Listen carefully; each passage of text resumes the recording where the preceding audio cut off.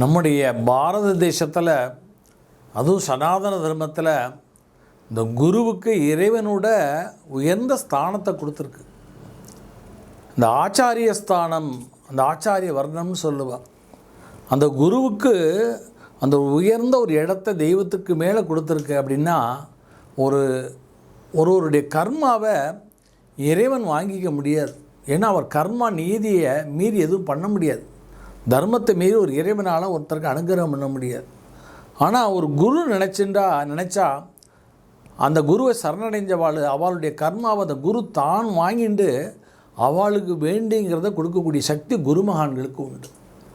அந்த வகையில் அநேக குருமார்கள் இருந்தாலும் மற்ற குருமார்களை விட ஒரு குருவுக்கு என்ன சக்தி இருக்குன்னா, அந்த குருவுடைய மந்திரமே அதுக்கு நமக்கு சாட்சியாக இருக்குது.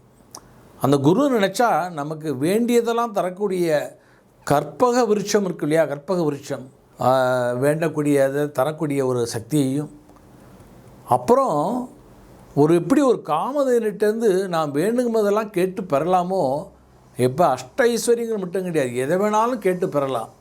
அப்பேற்பட்ட அந்த காமதேனுவையும் அந்த கற்பக விருட்சத்தையும் அருளக்கூடிய ஒரு குருமகான் யாருன்னா குரு ராகவேந்திரர். அவருடைய மந்திரத்திலே பார்க்கலாம். பூஜ்யாய ராகவேந்திராய சத்திய தர்மதராய ச பஜதாம் கற்பபிருஷாய நமதாம் காமதேனவே நமக அப்படின்னு மந்திரம் வரும்.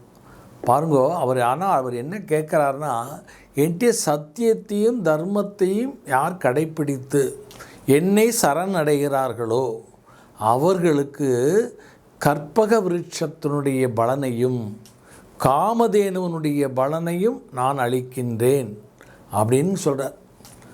அப்படின்னா என்ன அர்த்தம்? சத்திய தர்மத்தை யார் கடைப்பிடிக்கிறாளோ, இது ரெண்டும் ரொம்ப முக்கியம். தர்மம் ரொம்ப முக்கியம், சத்தியம் ரொம்ப முக்கியம். இந்த ரெண்டையும் கடைப்பிடிச்சிட்டு குரு ராகவேந்திரருக்கு யார் சரணடைந்தாலோ அவளுக்கு எப்பேற்பட்ட பண கஷ்டங்கள் இருந்தாலும் சரி, எப்பேற்பட்ட மன கஷ்டங்கள் இருந்தாலும் சரி, எந்த விதமான சத்ருபாதைகள் இருந்தாலும் சரி, எந்த விதமான பிரச்சனைகள் இருந்தாலும் சரி, வீடு இல்லை, வண்டி இல்லை, வாகனம் இல்லை, வேலை இல்லை, தனம் இல்லை, தானியம் இல்லை, பொன் பொருள் ஆபரணங்கள் இல்லை, எதுவும் இல்லாட்டாலும் அவள் சத்தியத்தையும் தர்மத்தையும் கடைப்பிடித்து ராகவேந்திரருடைய இந்த மந்திரத்தை சொன்னாலே போதும். ஒரு வியாழக்கிழமை அவர் பூஜை பண்ணி அவருக்கு மந்திரத்தை சொன்னாலே போதும், அவருக்கு கற்பக விருட்சமும் காமதேனுமும் அனுகிரகம் பண்ணுவார்.